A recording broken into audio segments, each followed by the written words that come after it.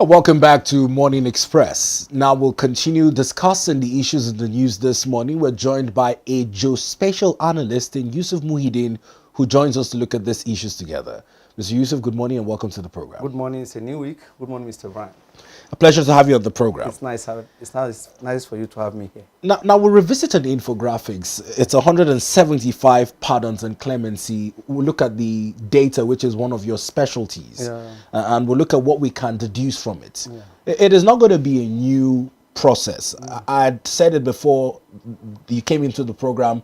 In 2013, President Goodluck Jonathan pardoned his former boss, the former Bayelsa State Governor Alamesi Yaga, despite convictions of corruption. He was jailed, and then he was now released. In 2022, President Muhammadu Buhari, despite being a no-nonsense person for corruption, as was propounded, also pardoned two former governors, in Joshua Chibidare of Plateau State and Jolly Nyame of Taraba, both of whom were jailed for conviction. The only difference here is that there's no former governor in the 175 pardons granted by President Bola Ahmed Tinubu, but well in the provisions of the law as captured in section 175 of the Constitution that gives the president prerogative of mercy to grant such pardons. The debate, however, is on 40 of these offenses being drug related. 40%. 40%. 34 being illegal mining offenses. Financial, white-collar crimes, 17%. Violent crimes, capital offenses, some of them having murdered and taking the life of some other persons, 14%. We have property hijacking, maritime, 6%. Arm-related offenses, arm-related, especially when you look at banditry and criminality, just 3% there. Human trafficking, exploitation, 2%. And miscellaneous, 2%. As a geospatial analyst, what can be deduced into the range of persons granted pardon under this prerogative of mercy by President Bola Ahmed Tinubu? You know, the president has the power to grant mercy, but he's not doing this work alone. If you look at the prison and correctional services, it's no longer prison, it's correctional services. So when a prisoner go in there and they are put through a lot of rudiments, some of them learn new trades, some of them go through a lot of training, and there are psychology and a lot of people that are working on these prisoners as they are in prison. And their attitude and mode and body language are being studied day after day with a lot of conscious study into what they are. So some of them even go to the extent of going into the university and obtaining degree in the National Open in university while in prison. So the way they conduct themselves in prison is being scientifically looked into before this recommendation will be made to the president. So if somebody who is in prison and have turned a new leaf, the prison and correctional services has the prerogative right to recommend such people. When somebody go to prison and become a pharmacist or he become a nurse, you can't apply that in prison.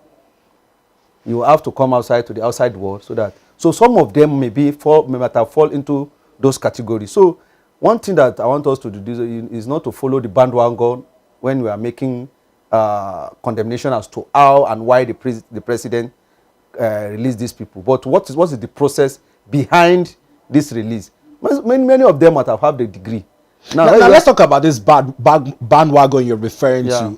Two prominent voices, not forgetting the Human Rights Association of Nigeria, who spoke particularly to the drug offenders, saying that the position of the president might change the leniency or the way we look at drug offenses. Now, former Vice President Alhaji Atiku Abubakar also lent his voice to this, and not forgetting the ADC. It said such pardons may seem as though corruption is being pampered or criminality is being pampered and might embolden other people to venture down that lane, saying, what's the worst that can come of it? Another president would pardon us. In Lithuania and some part of one Arab country, more than 4 countries have emptied their prisons. Not because there are no criminal in those nations. How did they empty the prison? It's through processes. And if somebody said, it's not everybody that talk that have earned the right to talk. But freedom of speech is enshrined in the Constitution. You know, the freedom of speech, that is freedom of speech, but there's a limit to which you as a person can talk and people will regard what you are saying as because the background you are coming from. You know, opposition will always lash on some government actions or some government implementation of some policy. But as I'm talking to you from the prison and correctional services point of view, they say correctional. So after spending some time, if you have shown a remorse as to what you have done. Now I'm talking about the drug-related offenses. If these people have shown that they have turned a new leaf completely, there's no need, as a part of correctional services that the prison has turned to. It's no longer prison that you just abandon these people there. They send them to be corrected and to be reformed. So when the reform has been achieved, I think we should align with all the new convention of the prison services. The president is not the one that take this decision hook, line, and sinker. He might have sent it to... No, he didn't take it hook, line, and sinker. Just to buttress your point, now he met with the National Council of States, and this is the Attorney General of the Federation as well. Now, all made recommendations, so it was not solely his decision. Now, I was making a reference to those countries. The reason they cited that most often and at times, when you keep some people perpetually in prison, when they come out, they normally come adding criminal. But when the concept of reformation and correctional services was introduced, a lot of somebody I know of a prisoner that was on the news but have written 3 books while in prison. So that one is becoming an author. And if you know an author is somebody you expose to the environment. But Mr. Yusuf, I'll be careful with referencing countries like you're looking. No, I'm talking in Nigeria here. Somebody wrote. No, you started by referencing Lithuania. If we're referencing countries and we talk about China, and you see their stance towards corruption, they've got punishment saying this is why they are corruption free because they have made such crimes. You know, I don't want to take this discussion to a political. That's why I say we probably. I don't want to. I reference China. I'm being careful for us not to go political because it involves crime. And when you want to, anytime I'm making a suggestion on car, I go holistically. Nobody wants to put anybody in prison in the first place, but it's because of the way they behave. And when somebody has turned a new leaf, from the angle, let's read into the act that established the correctional services. What is their duty? Now, when they are reformed, do you advise they should be kept in prison? I brought those countries in the sense that there's a friend of mine who served in Azari. During his service year, there is this corporate responsibility from corpers. They visit a police station. And the police station say in their lifetime, they have never had a report from the community. In Azari, in Nigeria here. Why? The community have evolved a mechanism to resolve problem that is cultural. So before you can even report that case to police station, that would be. So they normally resolve their issue, even if it's theft. So they will look for the thief and deal with him culturally. So the police station was left redundant because of that evolution. So what I'm trying to say is that we must continue to evolve as a nation. There are specific solutions for different clients. This particular decision by the president may be a way to say, if you change and borrow a new leaf, there is clemency from your nation. So we shouldn't borrow from China in any way. No, China. What you see, China had a population of about 1.3 billion, and to feed 1.3 billion people is a lot of work. To coordinate 1.3 billion people is a serious business. And the culture of China is a culture that when China take the policy of anybody that commits a particular certain crime will be put to the stake. They did it to make sure that everybody must come. When we introduced war against indiscipline in Nigeria, it was Nigeria that cried foul, that the government is barbaric, So sometimes you have to just oppose the attitude of the people and what the people can take to ask how the government. Then this particular decision is to evolve a new psychology, talking to the bandit that your nation is not harsh. Some people may become hardened as a result of policy of government or the way government is dealing with it. You just brought another sensitive topic up. People are condemned reintegrating repentant Boko Haram members, some of whom after repenting can still unleash mayhem on their communities. How do we find this balance in cultural practices? The first firing squad in Nigeria was in Lagos at the Bar Beach. Immediately they started that firing squad. Crime go on the increase. So firing squad today, it was what called for military. It was one of the things that tarnished the image of the military juntas, that they are too barbaric in their punishment.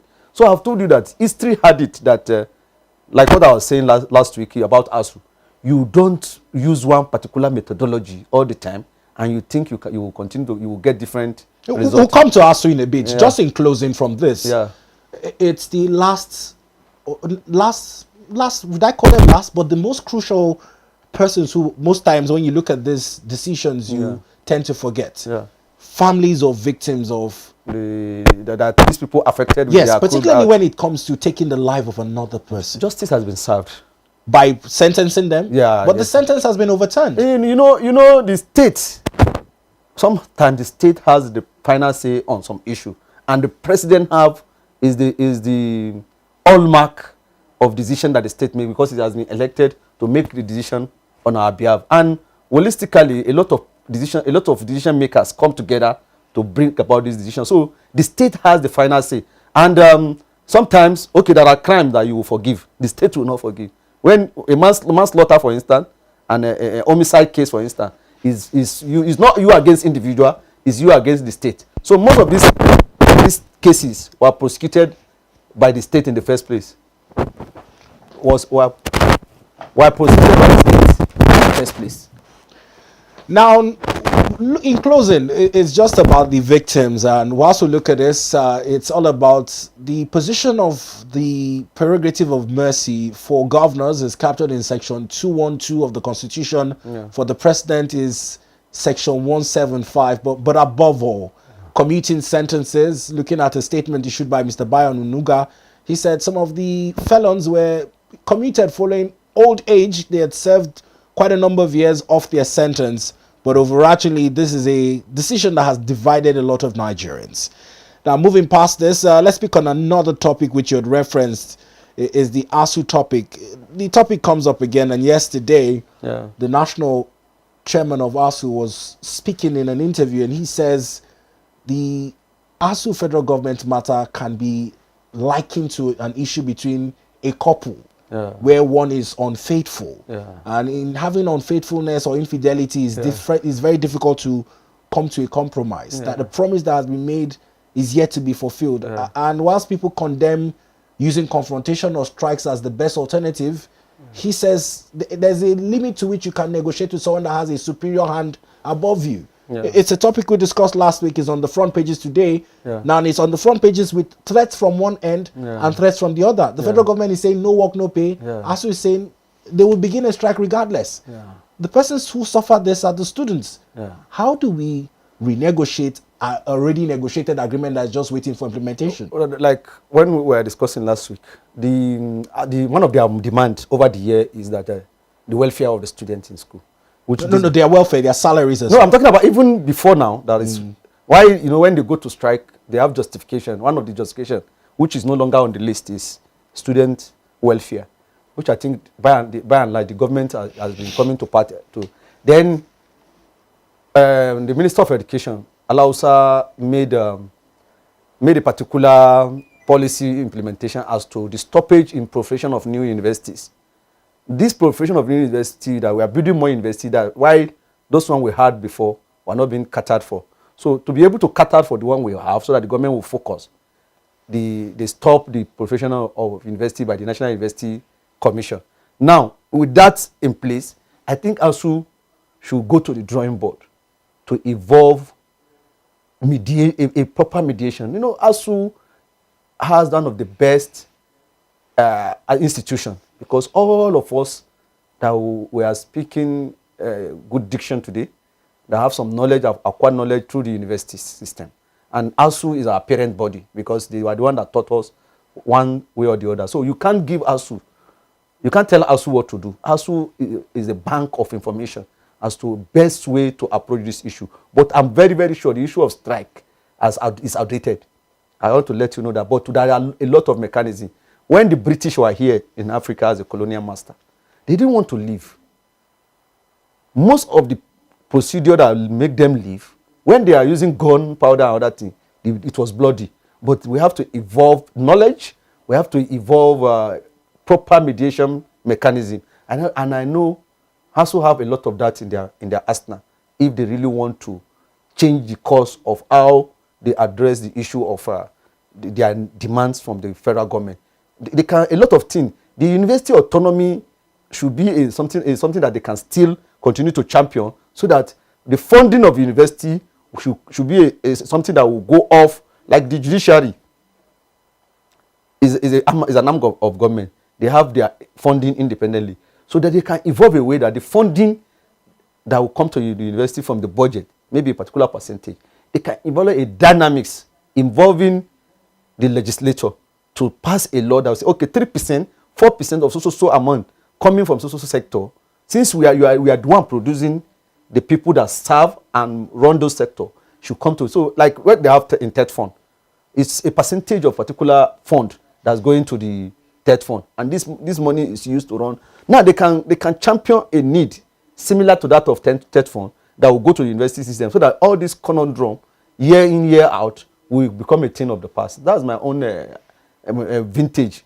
that I look at it. There must be a new methodology, a new principle, not strike. Strike is no longer working.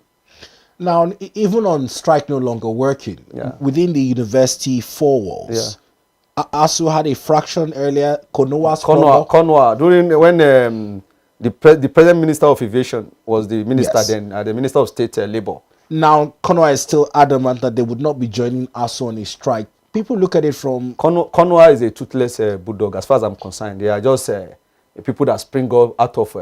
political interest. It was motivated by the former minister. Do you think it is political interest? No, it's because let me in life, human beings continually strive for power and space. So some people, maybe they are not having a field day in the ASU arrangement, may want to form a faction. But ASU is an household name. ASU has been there. ASU was the one that led to the formation of TED fund.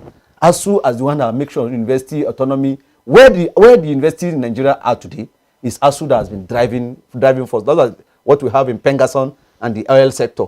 ASU has been the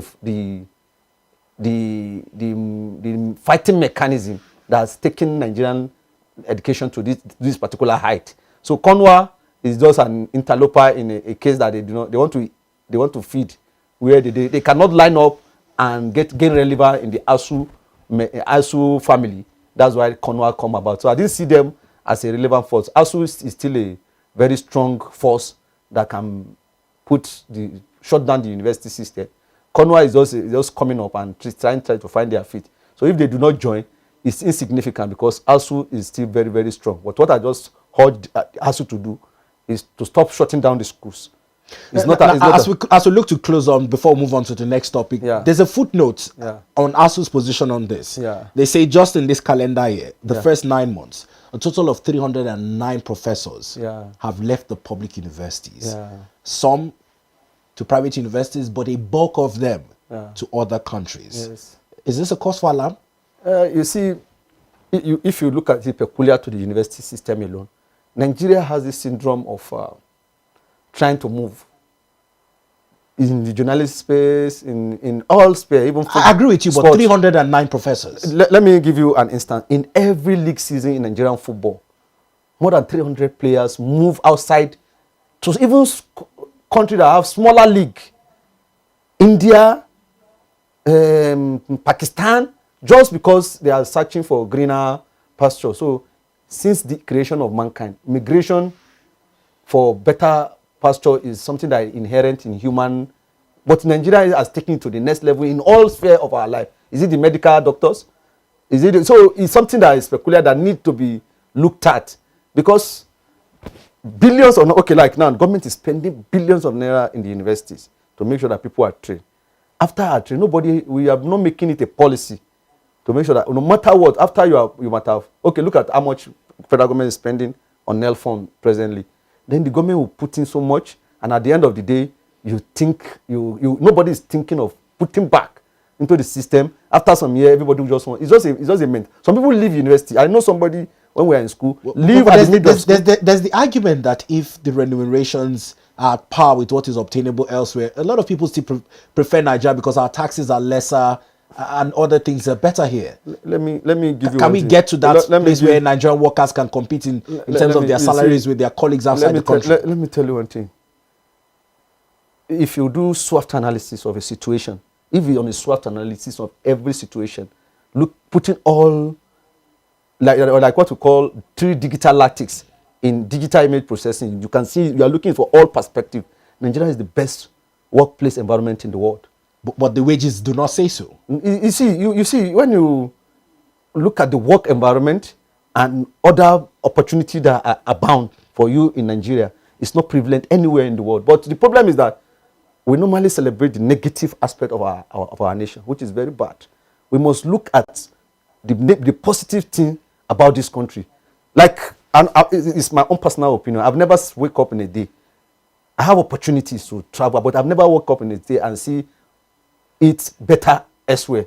Because of my field of study, I studied geography, I know what is prevalent. As you are traveling out, there are so many prevalent things that are not good for work environment that people experience over there that they will not tell you. But you're still shying away from talking about the living wage. I agree with you, the work environment here, even from a geographical standpoint, lesser natural disasters are prone to happen here in Nigeria. But when you talk about the living wage, even if you quantify somebody that earns for $1,000 a month in the UK in anywhere outside Nigeria, then the cost of living outside in that country as to that wage that person is earning, and you compare what you are earning in Nigeria as the cost of living in Nigeria, you find out that at pari passu we are still operating on the same global level. Somebody was making an analysis. When you look at some workers here, they don't have in the health UK, insurance coverage. Over there, in they the do. UK, let me tell you, in the UK, if you are working,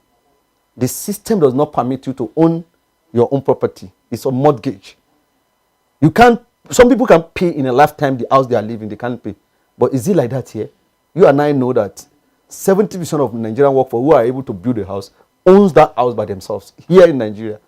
So if you were somebody in a car, 99% of cars applied in Nigeria are owned by these people plying the car.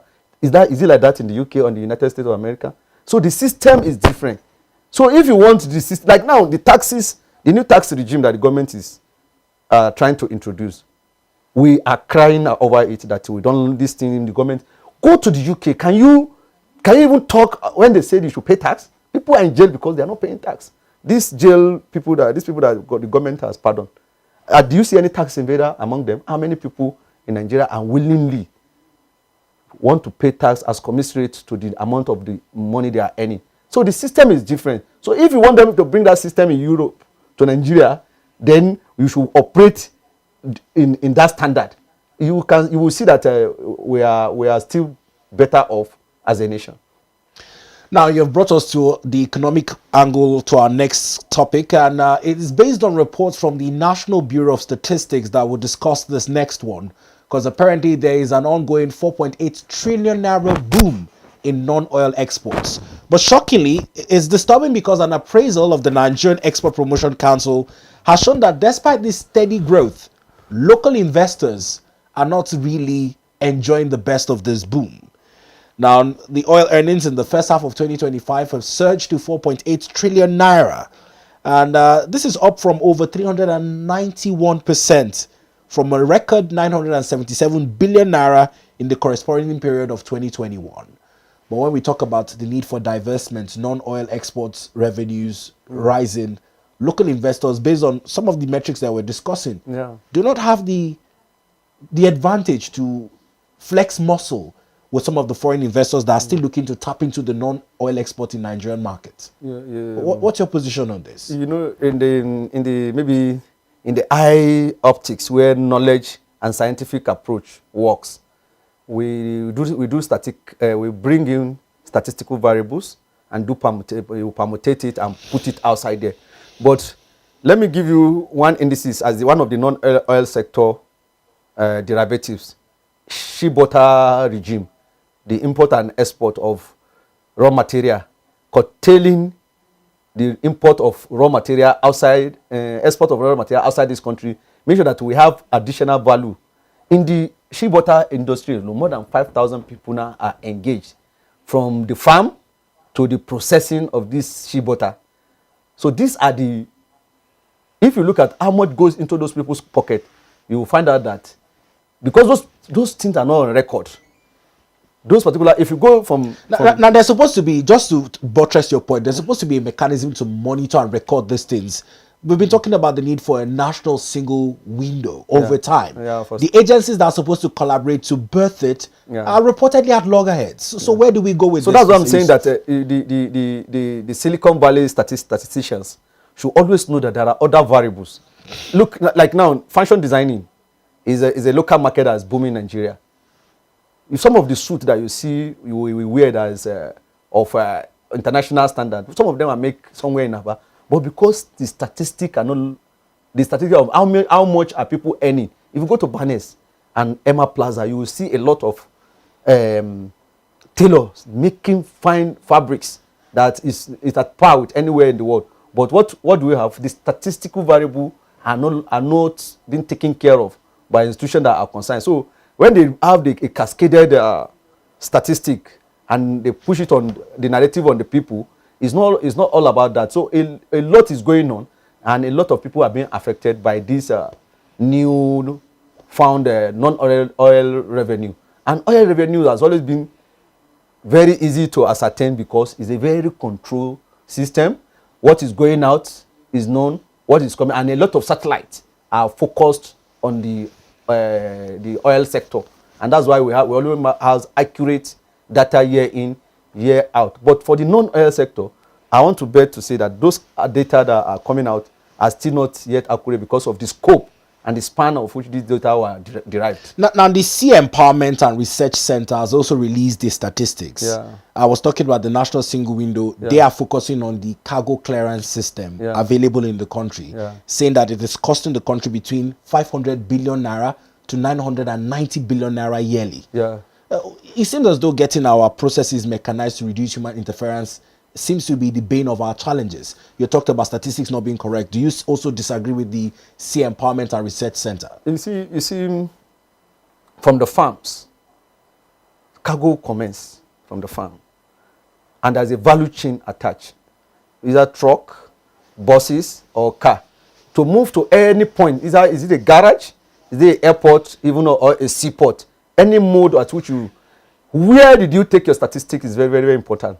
Because you are at the airport, doesn't mean that that's the end point of that cargo shipment. Or that's not where the cargo begins. Before you move orange from Benue to the seaport in Lagos, a lot of chain might have taken place. That's what I'm trying to hit at. So it's not because what comes to you at it's not like a custom officer at the entry point. But are you saying that you disagree with the head of research of such a credible institution? You see, because it takes a lot of research to put out these numbers and publish them. I don't want us to turn this discussion into an academic. As you are a TV presenter, I am a pundit trying to unravel some. Now, how many television stations do we have in Nigeria? I don't want us to take it academic because Nigeria has this. If you go to Ministry of Agric, say how many mechanized farms do we have in Nigeria? They will tell you according to available data and statistics. Are you saying that's the impairment? We have real-time mechanism that we have evolved. Yusuf, we operate a system that should be governed by regulation. So if you have a station that is not registered, speaking from a media, you don't expect it to be captured in the government's planning. Let me tell you, if you register it will be captured. If you go to CAC, they can't give you at go. But at this 21st century, we are supposed to have that at our fingerprint. That is where the national single window comes in. And so the national single window, like someone was talking about authority, you have authority to assert a particular phenomenon that you can say it clearly. That, like if you go to INEC, they say they have 18 registered political party, and anytime you go to the INEC, like you go to National University Commission, they will say we have so number of universities in the country. So in the agricultural sector, in some sector that drives our economy, we are still lagging behind. And that's what I want us to understand. As to when somebody bring up a statistics, where is the derivative? How do you drive that statistic is very, very important. So statistical data must have empirical backing from a source. And that's what I'm trying to Now you mentioned the ports.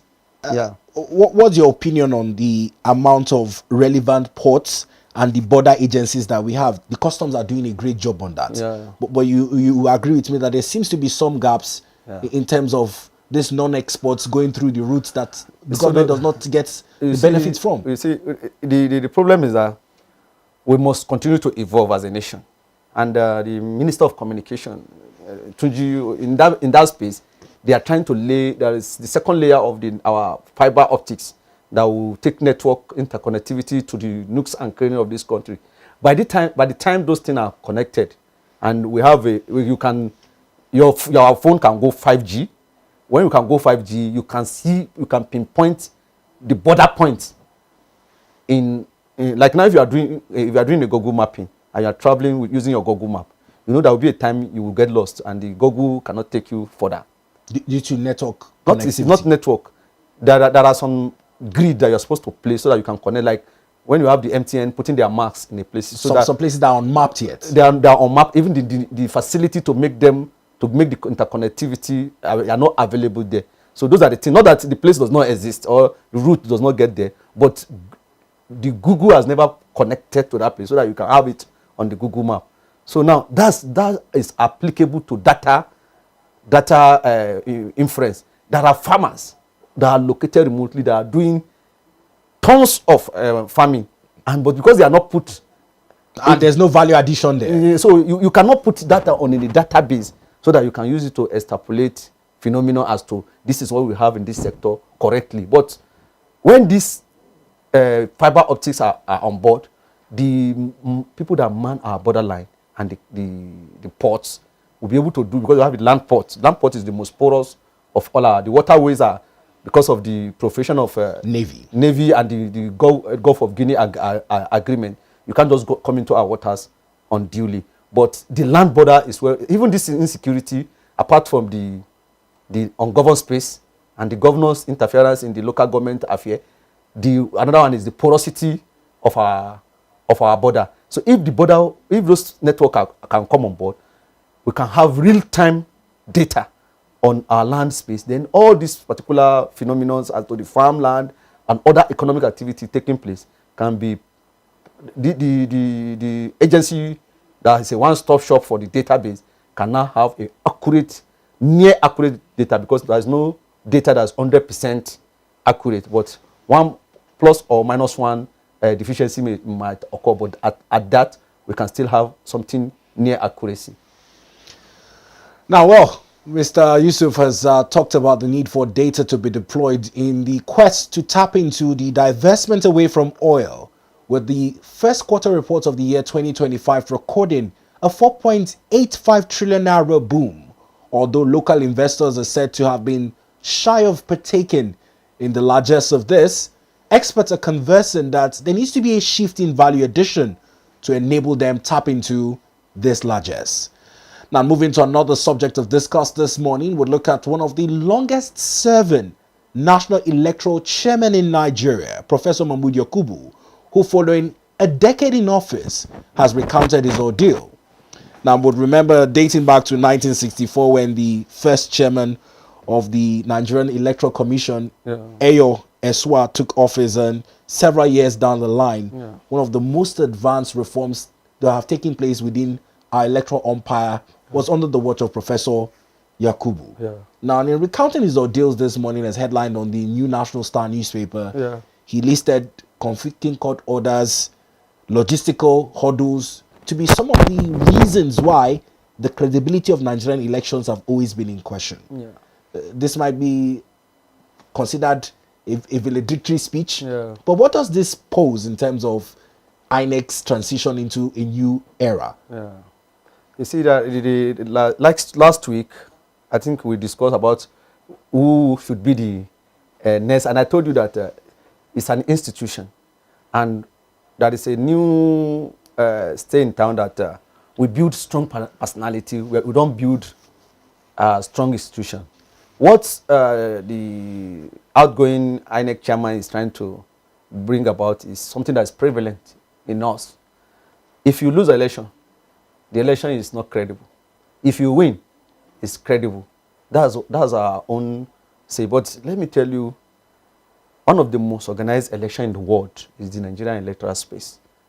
What's your basis for making that conclusion? We have where all the points are known. Where you will not be looking for your polling unit. It's a known fact. If you look at many would disagree with you. The last election saw people's polling stations change in the wee hour.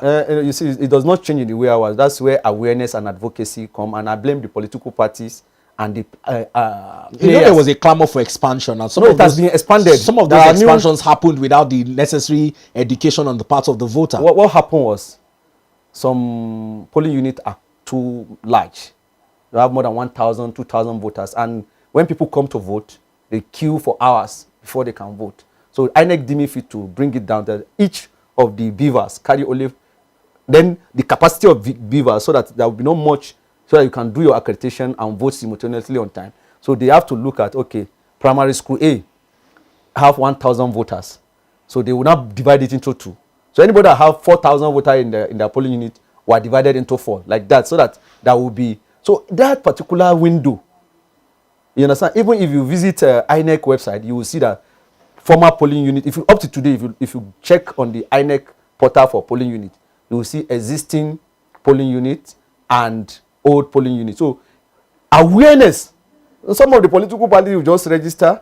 There will be no coordination, because you are the one that is contesting, is your party. You are supposed to create awareness among your voters as to Mr. B. Even there's an information I think that should be given to the parties as in that regards. Okay, these are the new polling units. So you educate your voters in that regard, so that they will know on time, so that your polling unit has been shifted because of so reason. So awareness and advocacy is what led to that. So that was it. Sometimes some political parties don't have the capacity to come to terms as to how to even win an election, because if you cannot create awareness to your supporters, it shows that you are not doing the right thing as a political party. Now, I would like for us to reference the front page of the New National Star, because you've spoken to one of the issues he raised, that is on the logistical hurdles. He also complained about conflicting court order. This brings us to judicial accountability. We'll take a look at the New National Star newspaper again, just to remind our viewers of the headline. INEC Yakubu recounts ordeal, blames conflicting court orders, logistical breakdown, others as challenges to credible polls, warns Nigeria elections will remain fraught with uncertainties. Now, it's also from the angle of post-electoral recommendations on how to strengthen our judiciary. He's the one citing these conflicting court orders. What do you make of judicial accountability, where the outcome of some elections now are left to the interpretation of the courts? If people didn't take case to court, will court interpret it? That is spirit of sportsmanship that we should imbibe. If you have been defeated squarely, and you know that it's lack of your capacity, the presidential election, for instance, when the judge was reading the judgment for more than 13 hours or so that day, we watch it on the national TV. Every point they rise, nobody in Nigeria does not concur with those points. That is a political party that's a blanket statement to make. You went to everybody at the point. You can't. Even the barristers are standing in for the opposition party, not at the fact that really that they do not even present their case. Like a political party that is contesting an election had 43% of agents across the polling unit. We have a 200,000 polling unit. You have only 100,000 agents, and you think.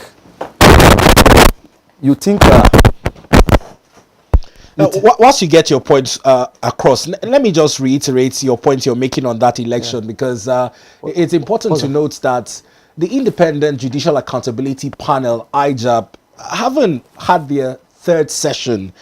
I've made a couple of recommendations on how the judiciary can be held accountable.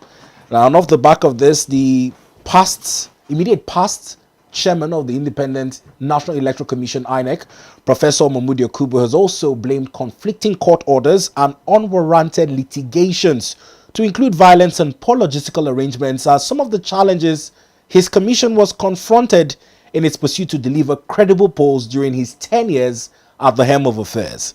Now, Mr. Yusuf earlier was looking to buttress his points, referring to the 2023 general elections, which were also subject to litigations and court orders. But in buttressing the point you're looking to make earlier, do you believe that you'd referenced the televising of that judgment? Do you believe that establishing online platforms for citizens to also report judicial misconduct in some of the judgments they do not understand because of the technicalities in place would help unbundle some of the perceptions about how credible the polls are? You see, that Nigeria has about, let's say, 11,000 wards. 9 to 11,000.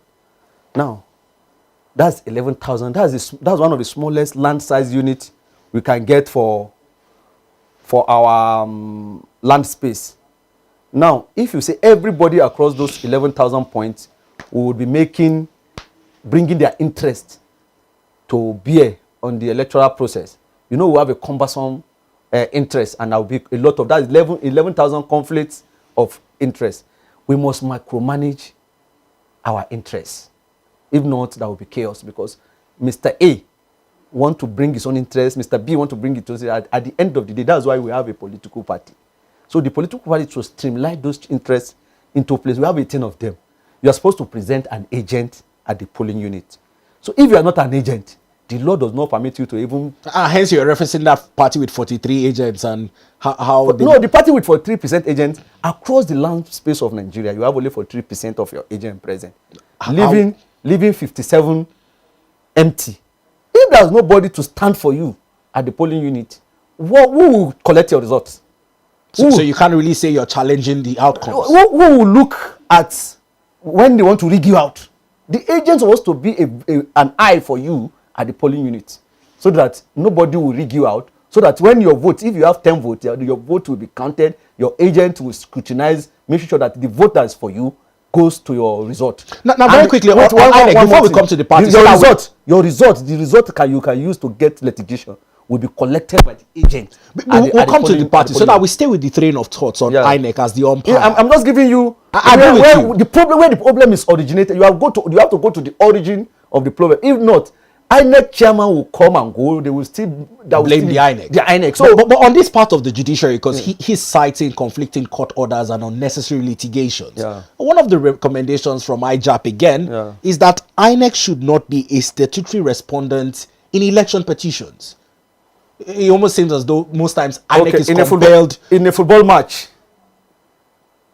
and you say the view of the referee does not matter.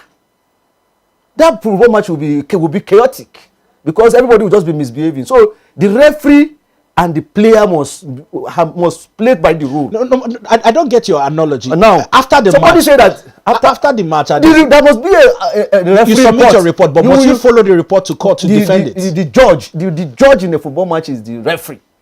But does he need to be in court to defend his match report? Once he submits his report to match officials, what did you take to court? Who did you take to court in the first place?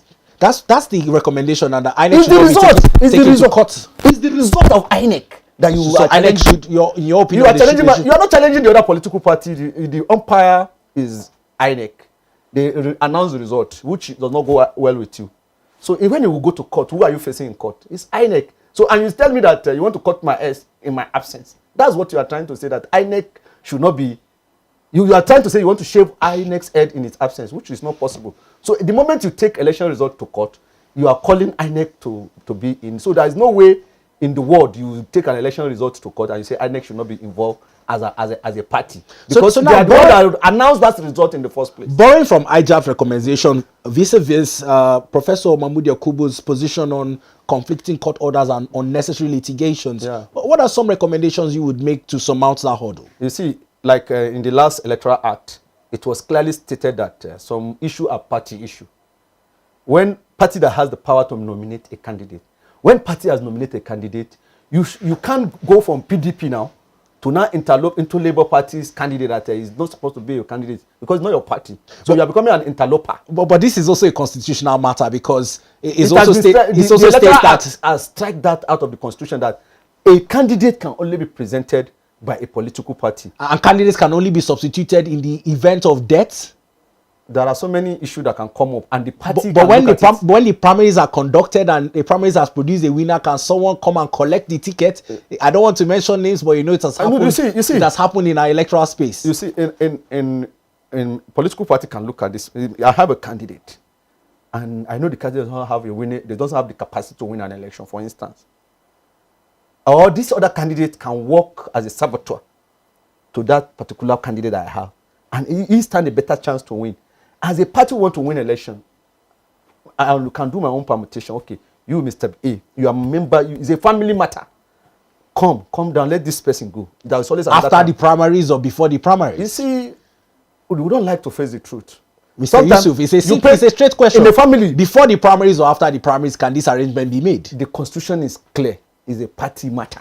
So if it doesn't matter before after the comes primary. Or when it does not come, it's what the constitution says. The party has the prerogative power to present a candidate, and when party has done, but these are the things we take to court and say this is pre-election, this is post-election matters. Pre-election matters should not be brought into the suit. But if you have a party primary and someone does not partake in the party primary, and the party primary produces a flag bearer, someone can come because it's a family matter and collect the ticket from the flag bearer. Is that what you're saying? If the constitution had permitted something, that which constitution? And the party constitution or the electoral act? Electoral Act said the party is a party affair, and your name has been submitted in INEC. It's under the party. The party decision is supreme. You see, what we don't want to get is that there must be a coordinating house for some of the decisions. But I understand that this law should be black and white. That is why I find it quite difficult to understand where you're going with this. In politics, there are dynamics or things that evolve beyond the provisions of the law, party guidelines. The other party can send a candidate to win primary in your party without being a registered party member. No, you may be a human being, are dynamic in the thought and decision they make. When you now discover that this person is not even working in the interest of the party and it's already won. Let me just reference a particular situation. Do you remember Machina versus Ahmed Lawan as it concerns the party ticket? Machina, Ahmed Lawal. Ahmed Lawal is a former Senate President, yes. And Machina is somebody that's just coming up. You understand? This was a situation that categorically played out for both of them. You see now, the party make it a decision that, okay, this is our own. The two of them are our members. Is the party affair. Well, so this is interesting. These are the discussions that for a younger generation. I want to pay the school fees of one of my child. Hold on. Allow the senior brother to calm down for now. Hold on. It's not a crime. Mr. Yusuf, hold on. It's a family affair. Hold on. I know for you who probably has more experience in the political landscape. Yeah. But the thing is, we run a danger of having a younger generation who is watching at home, who are aspiring to come into politics. And when they have the notion that it is not all black and white and there's some internal family politics that plays out despite the provisions of the Electoral Act, it might discourage them. No, you see, when it might. I'm telling you, I've interacted with a number of them. They have not joined the political party. They have not evolved and see the rudiment of politicking. So because you are coming from outside, you don't know what is going on inside. So until when you join the political party, okay, some people have been in the party for years. When you join today, you have to learn the rope and grow in the rank before you can. So Machina and Ahmed Lawal is just the issue of constitution, and in constitution is the concept of the rule of law. So when the constitution has already spread out an issue, the party can wield its big stick on you. That's why we'll leave it there. So in life, there must be a conveying point, and that conveying point is the political party.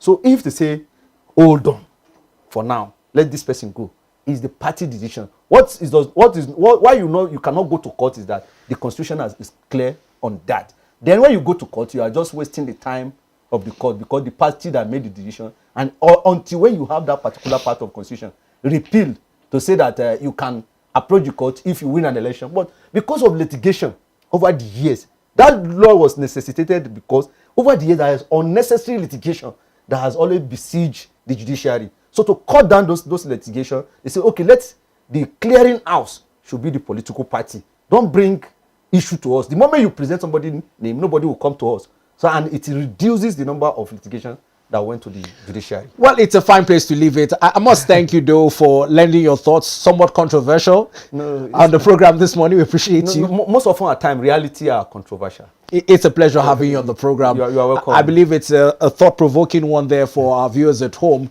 But there's off the back of comments by the immediate past chairman of the Independent National Electoral Commission, Professor Mahmood Yakubu, who recounts his ordeal, having spent 10 years at the helm of affairs at the electoral body, talking about some of the hurdles that poked holes in the credibility of polls conducted under his watch.